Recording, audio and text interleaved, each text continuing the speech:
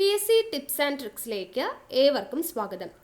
ഇനി വരാനിരിക്കുന്ന university LGS mains പരീക്ഷയ്ക്ക് തയ്യാറെടുക്കുന്നവർക്ക് വേണ്ടിയിട്ടുള്ള ഏറ്റവും പ്രധാനപ്പെട്ട PSC ഏറ്റവും അവസാനം നടത്തിയ LGS പരീക്ഷയുടെ ചോദ്യങ്ങളും അനുബന്ധ വിവരങ്ങളുമാണ് നമ്മൾ ഇന്ന് നോക്കാനായിട്ട് പോകുന്നത്. അപ്പോൾ ഇതിനു മുൻപ് നമ്മൾ ഒരുപാട് പാർട്ട് വീഡിയോസ് ചെയ്തിട്ടുണ്ട്. അപ്പോൾ അത് കാണാത്തവരുണ്ടെങ്കിൽ കാണുക. ഇപ്പോൾ യൂണിവേഴ്സിറ്റി LGS മെയിൻസിന് മാത്രമല്ല, ഇനി വരാനിരിക്കുന്ന LDC, LGS എല്ലാ പരീക്ഷകൾക്ക് തയ്യാറെടുക്കുന്നവർക്കും യൂസ്ഫുൾ ആയിട്ടുള്ളൊരു വീഡിയോ ആണ്. അപ്പോൾ വീഡിയോ മുഴുവനായിട്ടും കാണുക. പിന്നെ നമ്മുടെ ചാനലിലൂടെ ലൈവ് ക്ലാസ്സുകൾ കൊടുക്കുന്ന കാര്യം അറിയാലോ. എല്ലാ ദിവസവും രാത്രി 8 മണിക്കായിരിക്കും ലൈവ് ക്ലാസ്സുകൾ നമ്മൾ കൊടുക്കുന്നത്. അപ്പോൾ മാക്സിമം എല്ലാവരും വീഡിയോസ് കണ്ട് പ്രയോജനപ്പെടുത്തുക. പിന്നെ നമ്മുടെ ടെലിഗ്രാമിൽ ജോയിൻ ചെയ്യാനായിട്ട് ആരും മറക്കരുത്. കാരണം ടെലിഗ്രാം വഴിയാണ് നിങ്ങൾക്ക് നോട്ട്സ്, PDF, പോള് ഇതെല്ലാം ലഭിക്കുന്നത് ടെലിഗ്രാം വഴിയായിരിക്കും. സോ ടെലിഗ്രാമിൻ്റെ ലിങ്ക് താഴെ കമൻറ്റ് ബോക്സിൽ ഫസ്റ്റ് കമൻ്റ് ആയിട്ട് കൊടുത്തിട്ടുണ്ട്. എല്ലാവരും കയറി ജോയിൻ ചെയ്യുക. ഓക്കെ, അപ്പം നമുക്ക് സ്റ്റാർട്ട് ചെയ്യാം. ആദ്യത്തെ ചോദ്യം, താഴെ പറയുന്നവരിൽ ആരാണ് ബ്രിട്ടീഷ് ഭരണത്തിനെതിരെ പോരാടാൻ പഴശ്ശിരാജയെ സഹായിച്ചത്? താഴെ പറയുന്നവരിൽ ആരാണ് ബ്രിട്ടീഷ് ഭരണത്തിനെതിരെ പോരാടാൻ പഴശ്ശിരാജയെ സഹായിച്ചത്? ആരാണ്? യെസ്, ഉത്തരം ഓപ്ഷൻ സി ആണ്. തലയ്ക്കൽ ചന്തു ആണ് കേട്ടോ, തലയ്ക്കൽ ചന്തു. അപ്പോൾ ഇത് നമുക്ക് SCERT ബേസ് ചെയ്തിട്ടാണ് ഈ പഴശ്ശി കലാപവുമായി ബന്ധപ്പെടുത്തി ഒരുപാട് ചോദ്യങ്ങൾ നമുക്ക് PSC പരീക്ഷകൾക്ക് വരാറുള്ളത്. അപ്പോൾ SCERT ബേസ്ഡ് ആയിട്ടുള്ള ഫാക്ട്സ് എന്തൊക്കെയാണെന്നുള്ളത് നമുക്ക് നോക്കിയാലോ. അപ്പോൾ ആദ്യം തന്നെ പഴശ്ശി കലാപങ്ങൾ, പഴശ്ശി കലാപത്തെക്കുറിച്ച് പഠിക്കുമ്പോൾ ബ്രിട്ടീഷ് ആധിപത്യത്തിനെതിരെ മലബാറിൽ നടന്ന ശക്തമായ ചെറുത്തുനിൽപ്പുകൾക്ക് നേതൃത്വം നൽകിയത് ആരാണ് എന്ന് ചോദിച്ചു കഴിഞ്ഞാൽ ആരാണ്? കേരളവർമ്മ പഴശ്ശിരാജയാണ് അല്ലേ. കേരളവർമ്മ പഴശ്ശിരാജയാണ് ബ്രിട്ടീഷ് ആധിപത്യത്തിനെതിരെ മലബാറിൽ നടന്ന ശക്തമായ ചെറുത്തുനിൽപ്പിന് നേതൃത്വം നൽകുന്നത്. അപ്പോൾ മലബാറിലെ കോട്ടയം കുടുംബത്തിലെ അംഗമായിരുന്നു കേരളവർമ്മ പഴശ്ശിരാജ. ഏത് കുടുംബമാണ്? കോട്ടയം കുടുംബത്തിലെ അംഗമായിരുന്നു പഴശ്ശിരാജ. ബ്രിട്ടീഷുകാർക്കെതിരെയുള്ള ഒളിപ്പോർ യുദ്ധത്തിൽ പഴശ്ശിരാജയെ സഹായിച്ചത് ആരൊക്കെയാണ്? ഒളിപ്പോർ, ബ്രിട്ടീഷുകാർക്കെതിരെ നടന്ന ഒളിപ്പോർ യുദ്ധത്തിൽ പഴശ്ശിരാജയെ സഹായിച്ചത് ആരൊക്കെയാണ് എന്ന് ചോദിച്ചു കഴിഞ്ഞാൽ, ഒന്ന് ചെമ്പൻ പോക്കർ, ചെമ്പൻ പോക്കർ. 2 കൈതേരി അമ്പുനായർ, കൈതേരി അമ്പുനായർ. 3 എടച്ചേന കുങ്കൻ നായർ, എടച്ചേന കുങ്കൻ നായർ. 4 വയനാട്ടിലെ കുറിച്യ നേതാവായ തലയ്ക്കൽ ചന്തു എന്നിവരാണ്. ഓക്കെ, അപ്പം ചെമ്പൻ പോക്കർ, കൈതേരി അമ്പുനായർ, എടച്ചേന കുങ്കൻ നായർ, തലയ്ക്കൽ ചന്തു എന്നിവരാണ് ബ്രിട്ടീഷുകാർക്കെതിരെയുള്ള ഒളിപ്പോർ യുദ്ധത്തിൽ പഴശ്ശിരാജയെ സഹായിച്ചവർ. അപ്പോൾ ഈ പഴശ്ശി വിപ്ലവം 2 കാലഘട്ടമാണ്. അപ്പോൾ അതിൽ ഒന്നാം പഴശ്ശി വിപ്ലവത്തിൻ്റെ കാലഘട്ടം ഏത് ചോദിക്കാറുണ്ട് PSC. ഒന്നാം പഴശ്ശി വിപ്ലവത്തിൻ്റെ കാലഘട്ടം 1793 മുതൽ 1797 വരെ, 1793 മുതൽ 1797 വരെയാണ് ഒന്നാം പഴശ്ശി കാലഘട്ടം. ഇനി രണ്ടാം പഴശ്ശി വിപ്ലവത്തിൻ്റെ കാലഘട്ടം എന്ന് പറയുന്നത് 1800 മുതൽ 1805 വരെ, 1800 മുതൽ 1805 വരെയാണ് രണ്ടാം പഴശ്ശി കാലഘട്ടം എന്ന് പറയുന്നത്, പഴശ്ശി വിപ്ലവത്തിൻ്റെ കാലഘട്ടം എന്ന് പറയുന്നത്.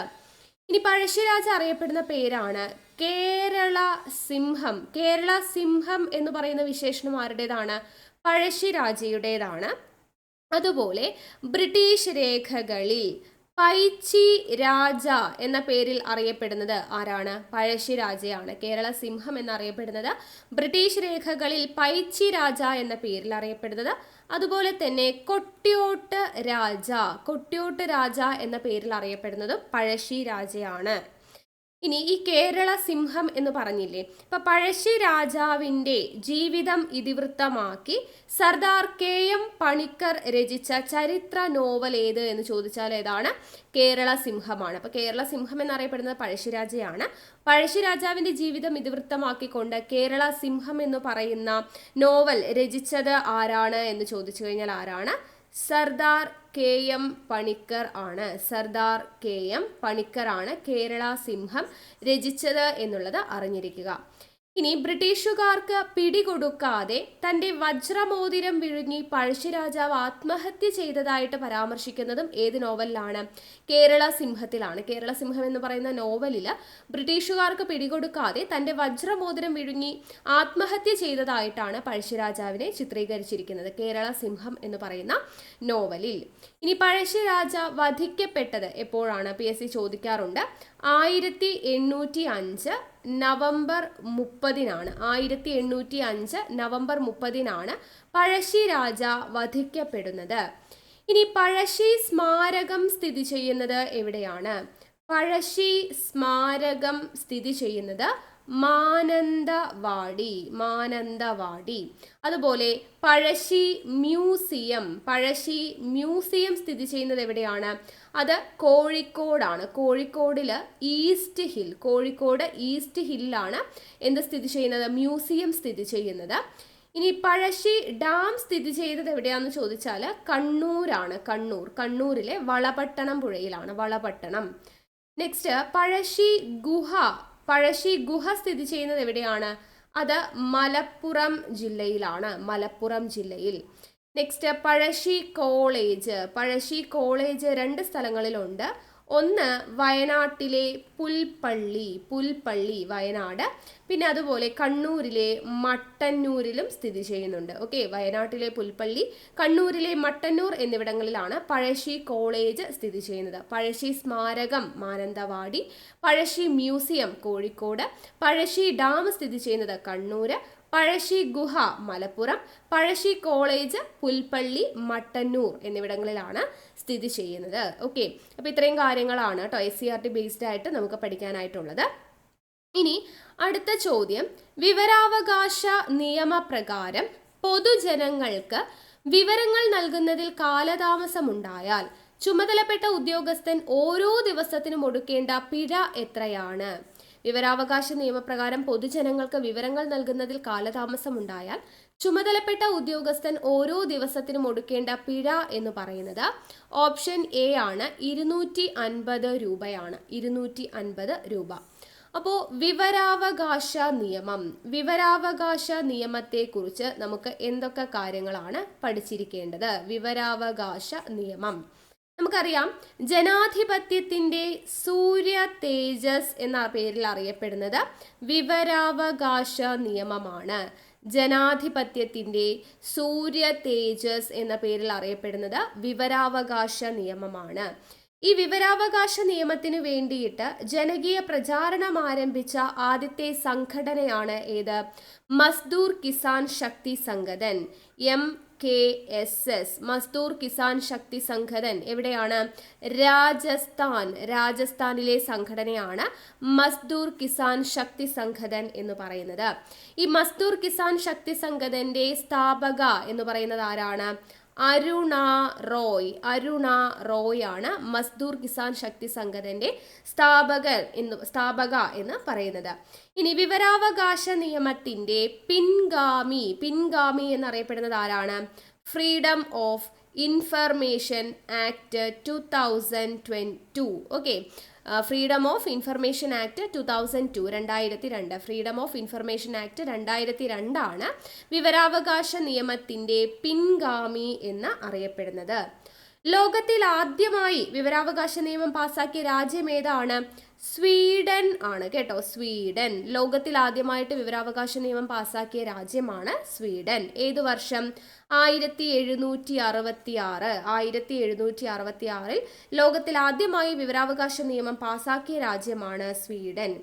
ഇനി 2005 വിവരാവകാശ നിയമം നിലവിൽ വന്ന ആദ്യത്തെ സംസ്ഥാനം ഏത് എന്ന് ചോദിച്ചു കഴിഞ്ഞാൽ അത് രാജസ്ഥാനാണ്. 2005 വിവരാവകാശ നിയമം നിലവിൽ വന്ന ആദ്യത്തെ സംസ്ഥാനം ചോദിച്ചു കഴിഞ്ഞാൽ അതേതാണ്? അത് രാജസ്ഥാനാണ് എന്നുള്ളത് അറിഞ്ഞിരിക്കുക. ഇനി വിവരാവകാശ നിയമം 2005. വിവരാവകാശ നിയമം 2005 ലോക്സഭ പാസാക്കുന്നത് എപ്പോഴാണ്? 2005 മെയ് 11-നാണ്. 2005 മെയ് 11-നാണ് ലോക്സഭ പാസാക്കുന്നത്. 11 ആണ് കേട്ടോ, 11. ഇനി രാജ്യസഭ പാസാക്കുന്നത് 2005 മെയ് 12-നാണ്. 2005 മെയ് 12-ന്. പ്രസിഡന്റ് ഒപ്പുവച്ചത് 2005 വിവരാവകാശ നിയമം 2005 പ്രസിഡന്റ് ഒപ്പുവച്ചത് എപ്പോഴാണ്? 2005 ജൂൺ മാസം 15, ജൂൺ 15-നാണ് പ്രസിഡന്റ് ഒപ്പുവെക്കുന്നത്. ഇനി ഇത് നിലവിൽ വരുന്നത് എപ്പോഴാണെന്ന് ചോദിച്ചാൽ 2005 ഒക്ടോബർ 12-നാണ്. ഇമ്പോർട്ടൻ്റ് ആണ്. വിവരാവകാശ നിയമം 2005 ലോക്സഭ പാസ്സാക്കുന്നത് 2005 മെയ് 11, രാജ്യസഭ പാസ്സാക്കുന്നത് 2005 മെയ് 12, പ്രസിഡന്റ് ഒപ്പുവെക്കുന്നത് 2005 ജൂൺ 15, നിലവിൽ വന്നത് 2005 ഒക്ടോബർ 12-നാണ്. ഇനി ഇന്ത്യയിൽ വിവരാവകാശ നിയമം 2005 പാസ്സാക്കുന്ന സമയത്തെ പ്രധാനമന്ത്രി ആര് എന്ന് ചോദിച്ചു കഴിഞ്ഞാൽ, അതായത് ഇന്ത്യയിൽ വിവരാവകാശ നിയമം പാസ്സാക്കുന്ന സമയത്ത് ഈ ഒരു സമയത്തെ പ്രധാനമന്ത്രി എന്ന് പറയുന്നത് ആരാണ്? മൻമോഹൻ സിംഗ് ആണ് പ്രധാനമന്ത്രി. ആ സമയത്തെ പ്രസിഡന്റ് ആര് എന്ന് ചോദിച്ചു കഴിഞ്ഞാൽ APJ അബ്ദുൽ കലാം ആണ്. പ്രസിഡന്റ് ആരാണ്? APJ അബ്ദുൽ കലാം. ഇനി വിവരാവകാശ നിയമത്തിൽ ഉള്ള അധ്യായങ്ങളുടെ എണ്ണം, വിവരാവകാശ നിയമത്തിൽ ഉൾക്കൊണ്ടിട്ടുള്ള അധ്യായങ്ങൾ എത്ര? അധ്യായങ്ങളുടെ എണ്ണം ചോദിച്ചു കഴിഞ്ഞാൽ 6 അധ്യായങ്ങളാണ് വിവരാവകാശ നിയമത്തിൽ ഉൾപ്പെട്ടിട്ടുള്ളത്. ഒന്നാമത്തെ അധ്യായത്തിൽ പറയുന്നത് എന്താണ്? പ്രാരംഭികം. രണ്ടാമത്തെ അധ്യായം എന്ന് പറയുന്നത് വിവരത്തിനുള്ള അവകാശവും പൊതു അധികാര സ്ഥാപനങ്ങളുടെ കടമകളും. വിവരത്തിനുള്ള അവകാശവും പൊതു അധികാര സ്ഥാപനങ്ങളുടെ കടമകളും. മൂന്നാമത്തെ അധ്യായം പറയുന്നത് കേന്ദ്ര വിവരാവകാശ കമ്മീഷനെ കുറിച്ചാണ്. അധ്യായം 3-ൽ പറയുന്നു. അധ്യായം 4-ൽ പറയുന്നത് സംസ്ഥാന വിവരാവകാശ കമ്മീഷനെ കുറിച്ചാണ്. ഇനി അധ്യായം 5-ൽ പറയുന്നത് എന്താണ്? വിവരാവകാശ കമ്മീഷനുകളുടെ അധികാരങ്ങളും ചുമതലകളും അപ്പീലുകളും പിഴകളും. വിവരാവകാശ കമ്മീഷനുകളുടെ അധികാരങ്ങൾ, അതുപോലെ ചുമതലകൾ, അതുപോലെ അപ്പീലുകൾ, അതുപോലെ പിഴകൾ എന്നിവയെക്കുറിച്ചാണ് അധ്യായം 5-ൽ പറയുന്നത്. അധ്യായം 6-ൽ പറയുന്നത് എന്താണ്? മിസലേനിയസ് ആണ്, അതായത് പലവക എന്ന് പറയുന്ന ഭാഗമാണ് അധ്യായം 6-ൽ വരുന്നത്. അപ്പോൾ 6 അധ്യായമാണ് വിവരാവകാശ നിയമത്തിലുള്ളത്. ഒന്നാമത്തെ അധ്യായം പ്രാരംഭികം, 2 വിവരത്തിനുള്ള അവകാശവും പൊതു അധികാര സ്ഥാപനങ്ങളുടെ കടമകളും. ഇനി അധ്യായം 3 കേന്ദ്ര വിവരാവകാശ കമ്മീഷൻ, അധ്യായം 4 സംസ്ഥാന വിവരാവകാശ കമ്മീഷൻ, അധ്യായം 5-ൽ പറയുന്നത് വിവരാവകാശ കമ്മീഷനുകളുടെ അധികാരങ്ങളും ചുമതലകളും അപ്പീലുകളും പിഴകളും.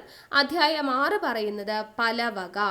ഇനി എത്ര വകുപ്പുകളാണ് അടങ്ങിയിരിക്കുന്നത് വിവരാവകാശ നിയമത്തിൽ എന്ന് ചോദിച്ചാൽ 31 വകുപ്പുകളാണ്. 31 വകുപ്പുകൾ.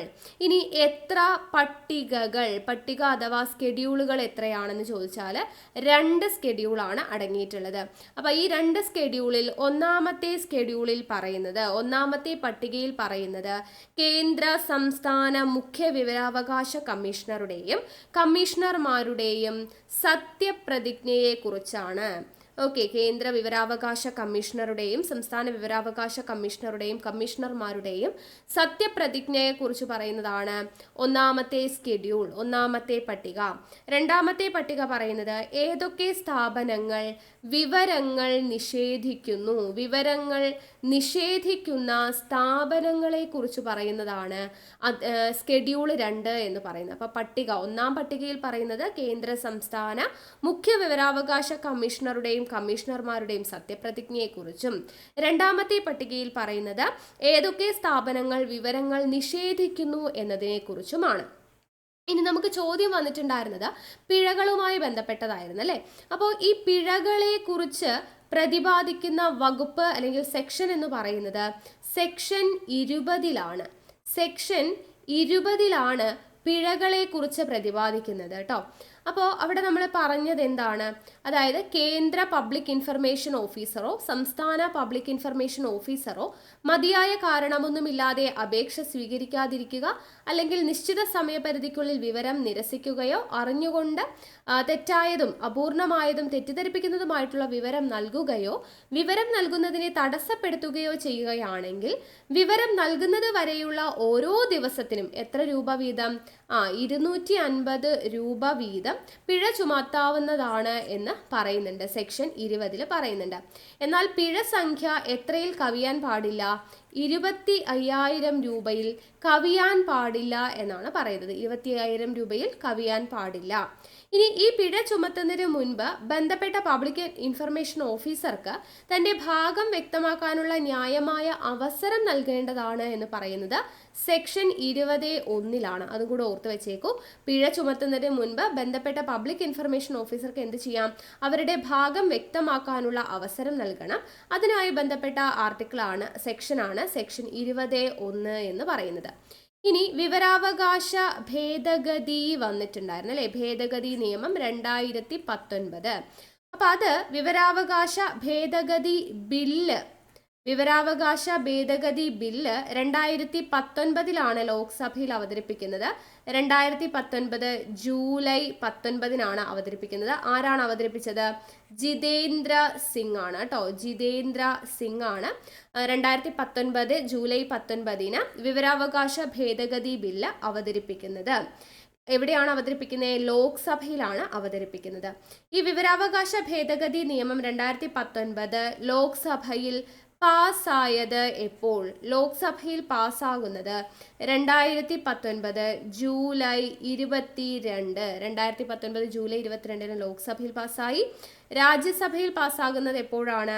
2019 ജൂലൈ 25. 2019 ജൂലൈ 25 രാജ്യസഭയിൽ പാസ്സാവുന്നത്.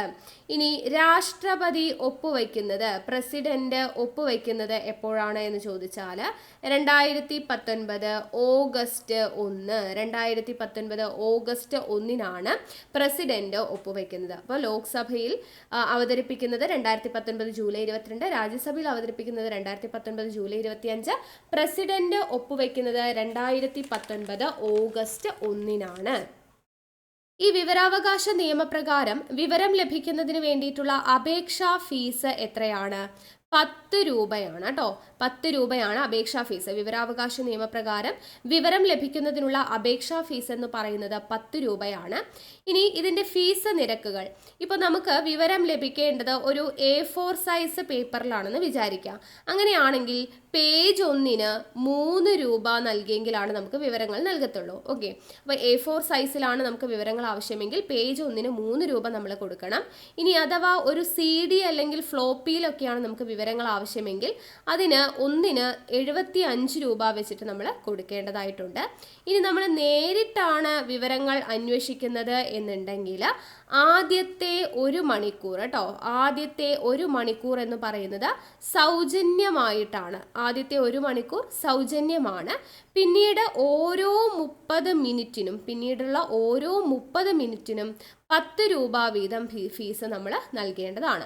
അപ്പോൾ A4 സൈസിൽ വിവരങ്ങൾ ലഭിക്കാൻ പേജ് 1 3 രൂപ, CD അല്ലെങ്കിൽ ഫ്ലോപ്പിയിൽ വിവരങ്ങൾ ലഭിക്കാൻ 75 രൂപ, നേരിട്ടുള്ള വിവരങ്ങൾ ലഭിക്കാനായിട്ട് ആദ്യത്തെ 1 മണിക്കൂർ സൗജന്യമായിട്ടും പിന്നീടുള്ള ഓരോ 30 മിനിറ്റിനും 10 രൂപ എന്ന നിരക്കിലും നമ്മൾ ഫീസ് അടയ്ക്കേണ്ടതാണ് എന്നുള്ളത് ഓർത്തിരിക്കുക. ഇനി നമുക്ക് വിവരങ്ങൾ, നമ്മൾ അപേക്ഷ നൽകുന്ന സമയത്ത് നമുക്ക് വിവരങ്ങൾ നൽകണമല്ലോ.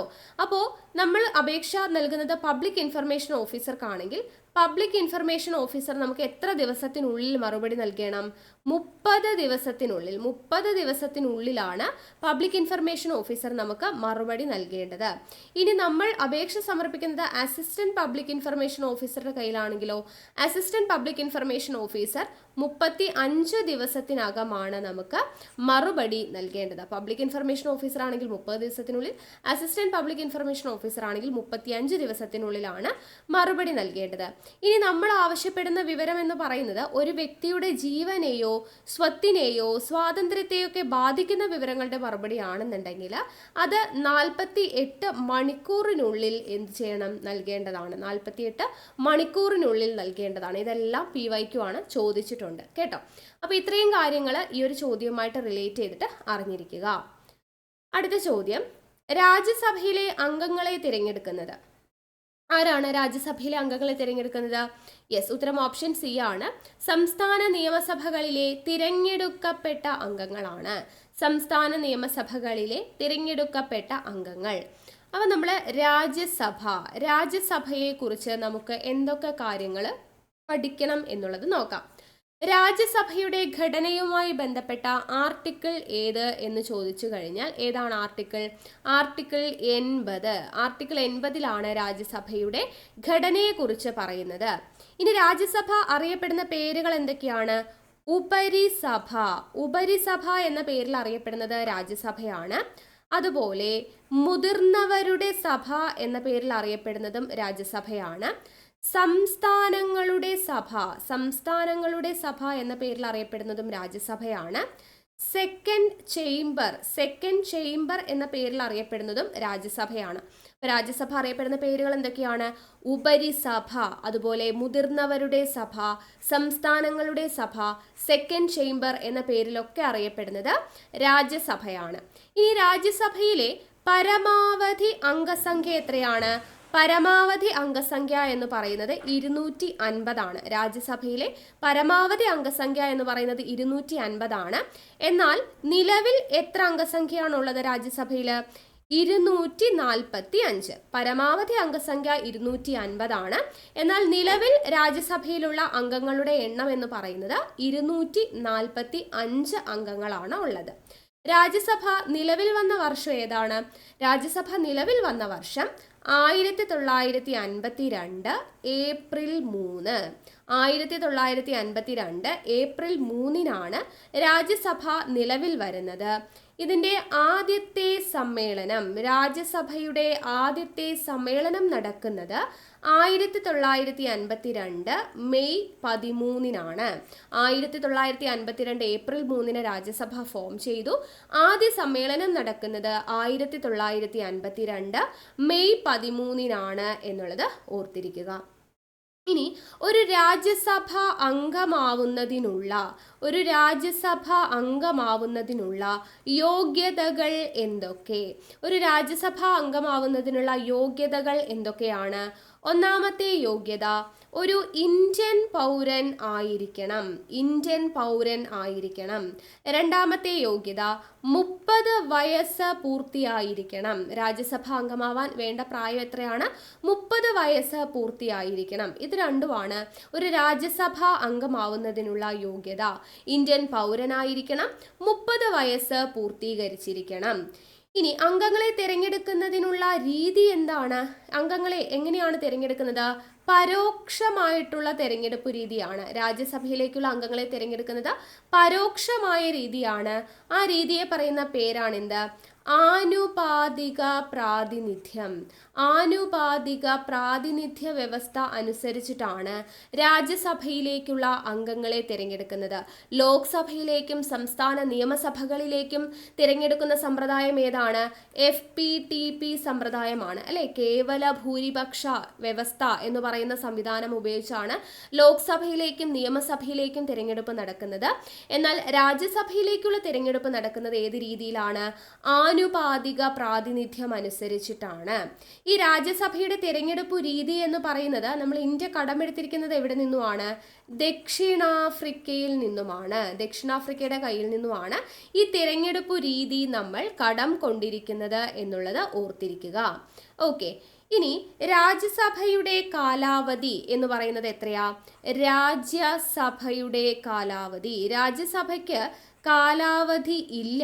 ഓക്കെ, രാജ്യസഭ എന്ന് പറയുന്നത് ഒരു സ്ഥിരം സഭയാണ്. കാലാവധി ഇല്ല. എന്നാൽ രാജ്യസഭ അംഗങ്ങൾക്ക് കാലാവധിയുണ്ട്. രാജ്യസഭാ അംഗങ്ങളുടെ കാലാവധി എത്രയാണ്? 6 വർഷം രാജ്യസഭയ്ക്ക് കാലാവധിയില്ല. രാജ്യസഭ ഒരു സ്ഥിരം സഭയാണ്. എന്നാൽ രാജ്യസഭ അംഗങ്ങൾക്ക് കാലാവധിയുണ്ട്. അത് 6 വർഷമാണ്. ഇനി രാജ്യസഭയുടെ ചെയർമാൻ ആരാണ്? ഉപരാഷ്ട്രപതി അല്ലെ, ഉപരാഷ്ട്രപതിയാണ് രാജ്യസഭയുടെ ചെയർമാൻ എന്ന് പറയുന്നത്. അപ്പോൾ ഉപരാഷ്ട്രപതിയാണ് രാജ്യസഭയുടെ ചെയർമാൻ എന്ന് പ്രതിപാദിക്കുന്ന ആർട്ടിക്കിൾ ഏത് എന്ന് ചോദിച്ചാൽ ആർട്ടിക്കിൾ 64. ആർട്ടിക്കിൾ 64ലാണ് എന്ത് പറയുന്നത്? ഉപരാഷ്ട്രപതിയാണ് രാജ്യസഭയുടെ ചെയർമാൻ എന്ന് പറയുന്നത് ആർട്ടിക്കിൾ 64ലാണ്. ഇനി ഇന്ത്യയുടെ ആദ്യത്തെ രാജ്യസഭാ ചെയർമാൻ ആരാണ്? ഇന്ത്യയുടെ ആദ്യത്തെ രാജ്യസഭാ ചെയർമാൻ ആര് എന്ന് ചോദിച്ചു കഴിഞ്ഞാൽ ആരാണ്? ഡോക്ടർ എസ് രാധാകൃഷ്ണനാണ്. ഡോക്ടർ എസ് രാധാകൃഷ്ണനാണ് രാജ്യസഭയുടെ ആദ്യത്തെ ചെയർമാൻ എന്ന് പറയുന്നത്. ഇന്ത്യയുടെ ആദ്യത്തെ രാജ്യസഭാ ചെയർമാൻ എന്ന് പറയുന്നത് ഡോക്ടർ എസ് രാധാകൃഷ്ണനാണ്. രാജ്യസഭയുടെ പിതാവ് എന്ന പേരിൽ അറിയപ്പെടുന്നതും ഡോക്ടർ എസ് രാധാകൃഷ്ണനാണ്. രാജ്യസഭയുടെ പിതാവ് എന്ന പേരിൽ അറിയപ്പെടുന്നതും ഇന്ത്യയുടെ ആദ്യത്തെ രാജ്യസഭാ ചെയർമാൻ എന്ന് പറയുന്നതും ഡോക്ടർ എസ് രാധാകൃഷ്ണനാണ്. അപ്പൊ ഇങ്ങനെ ഇദ്ദേഹത്തെ ഡോക്ടർ എസ് രാധാകൃഷ്ണനെ രാജ്യസഭയുടെ പിതാവ് എന്ന് വിളിച്ചത് ആരാണ്? അത് ജവഹർലാൽ നെഹ്റു ആണ്. ഡോക്ടർ എസ് രാധാകൃഷ്ണനെ രാജ്യസഭയുടെ പിതാവ് എന്ന് വിളിച്ചത് ആരാണ്, വിശേഷിപ്പിച്ചത് ആരാണ് എന്ന് ചോദിച്ചു കഴിഞ്ഞാൽ ജവഹർലാൽ നെഹ്റു ആണ് എന്നുള്ള കാര്യം ഓർത്തിരിക്കുക. ഇനി ഏറ്റവും കൂടുതൽ കാലം രാജ്യസഭാ ചെയർമാനായിരുന്ന വ്യക്തി ആരാണ്? ഏറ്റവും കൂടുതൽ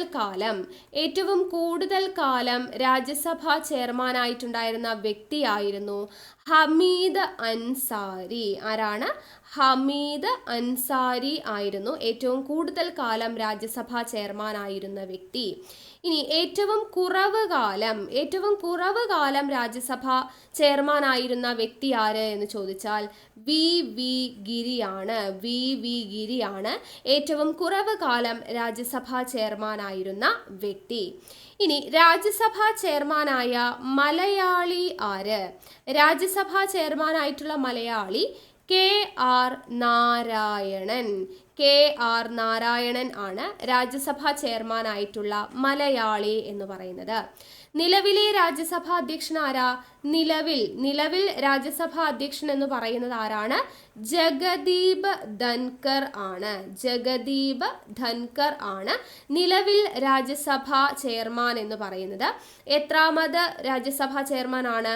14ാമത് ഉപരാഷ്ട്രപതിയാണ് ജഗദീപ് ധൻകർ. 14ാമത് ഉപരാഷ്ട്രപതിയാണ് ജഗദീപ് ധൻകർ, നിലവിലെ രാജ്യസഭയുടെ ചെയർമാൻ.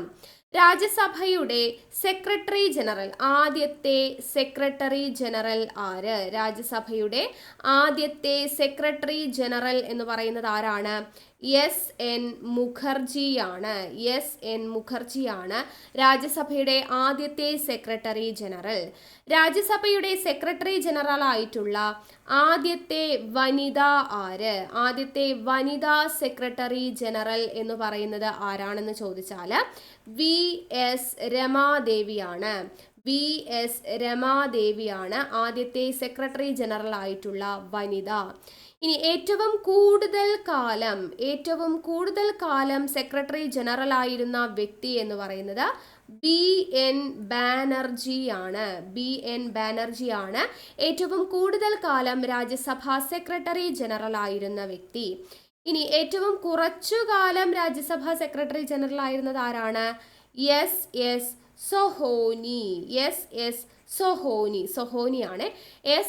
സൊഹോനിയാണ് ഏറ്റവും കുറച്ചു കാലം രാജ്യസഭാ സെക്രട്ടറി ജനറൽ ആയിരുന്നത്. ഇനി നിലവിലെ രാജ്യസഭാ സെക്രട്ടറി ജനറൽ ആരാണ്? നിലവിലെ രാജ്യസഭാ സെക്രട്ടറി ജനറൽ PC മോദിയാണ് നിലവിലെ രാജ്യസഭാ സെക്രട്ടറി ജനറൽ എന്നുള്ളത് അറിഞ്ഞിരിക്കുക. ഓക്കെ, അടുത്ത ചോദ്യം. സൈമൺ കമ്മീഷനെതിരെ നടന്ന പ്രകടനത്തിലുണ്ടായ ലാത്തി ചാർജിൽ പരിക്കേറ്റതിനെ തുടർന്ന് മരണമടഞ്ഞ ദേശസ്നേഹി ആര്? സൈമൺ കമ്മീഷനെതിരെ നടന്ന പ്രകടനത്തിലുണ്ടായ ലാത്തി ചാർജിൽ പരിക്കേറ്റതിനെ തുടർന്ന് മരണമടഞ്ഞ ദേശസ്നേഹിയാണ് ആര്? Option A Lala Lajpat Rai. അപ്പോൾ സൈമൺ കമ്മീഷനെ കുറിച്ച് നമുക്ക് എന്തൊക്കെ കാര്യങ്ങളാണ് പഠിക്കാനുള്ളത്? 1919 ഭരണപരിഷ്കാരങ്ങൾ എല്ലാ പ്രായോഗിക അർത്ഥത്തിലും പരാജയപ്പെട്ടതിനാൽ കൂടുതൽ ഭരണപരിഷ്കാരങ്ങൾ ശുപാർശ ചെയ്യുന്നതിലേക്കായിട്ട് ബ്രിട്ടീഷ് പാർലമെന്റ് നിയമിച്ച കമ്മീഷനാണ് സൈമൺ കമ്മീഷൻ.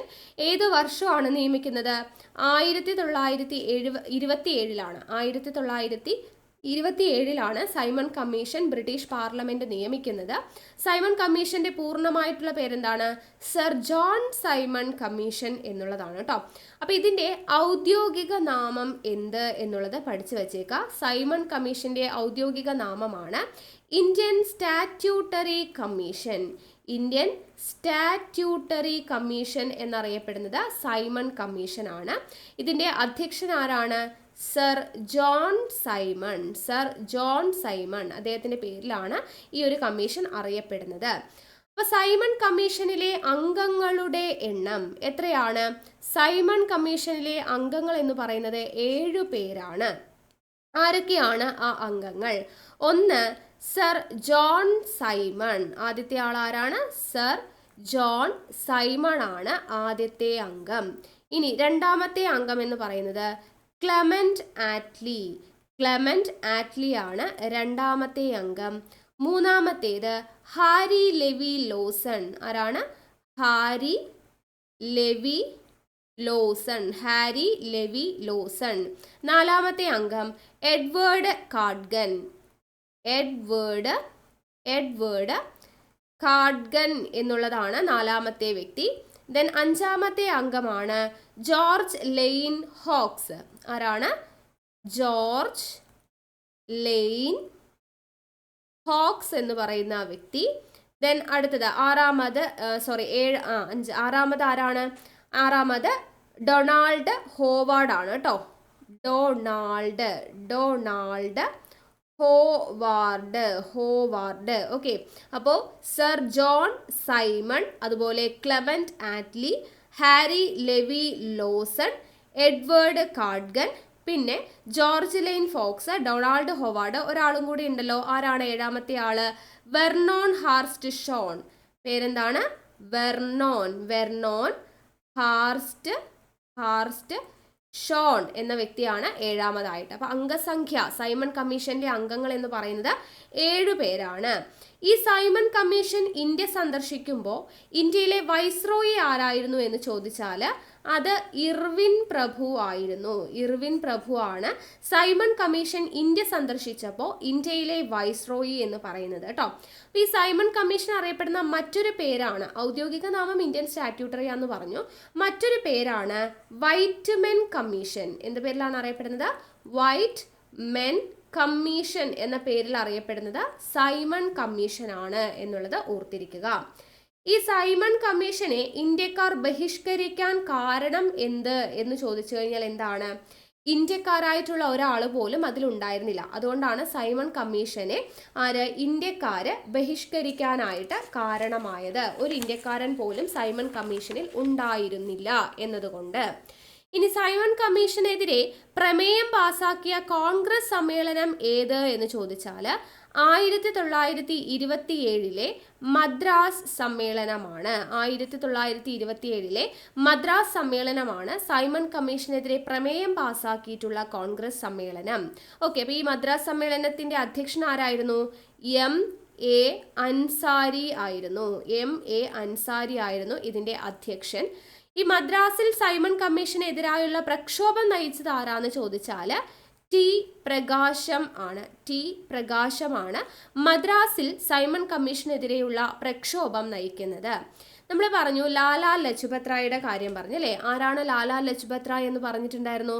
സൈമൺ കമ്മീഷനെതിരെ നടന്ന പ്രകടനത്തിലുണ്ടായ ലാത്തി ചാർജിൽ പരിക്കേറ്റതിനെ തുടർന്ന് മരണമടഞ്ഞ ദേശസ്നേഹിയാണ് ലാലാ ലജ്പത് റായ് എന്ന് നമ്മൾ പറഞ്ഞിട്ടുണ്ടായിരുന്നു.